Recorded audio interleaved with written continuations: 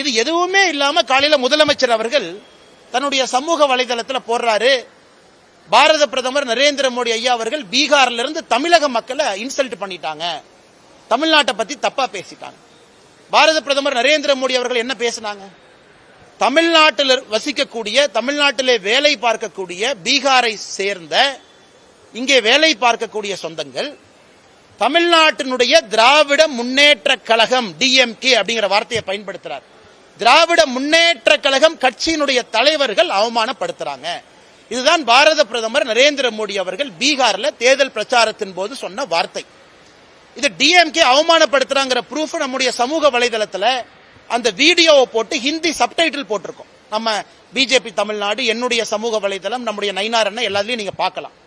அதுல எப்படி தயாநிதி மாறன் அவர்கள் பீகாரில் இருந்து இங்கே பணிபுரியக்கூடியவங்களை மிக மோசமா பேசினாங்க. டிஆர்பி ராஜா, திரு பொன்முடி, திரு ஆ ராசா, இவங்க எல்லாமே வேறு வேறு காலகட்டத்தில் பான்புராக்கு வாயன், டாய்லெட் கட்டுறவங்க. இதை பேசியதைத்தான் பாரத பிரதமர் நரேந்திர மோடி அவர்கள் தமிழகத்தில் பீகாரை சார்ந்த தொழிலாளிகளை திராவிட முன்னேற்ற கழகத்தினுடைய தலைவர்கள் அவமானப்படுத்துறாங்க.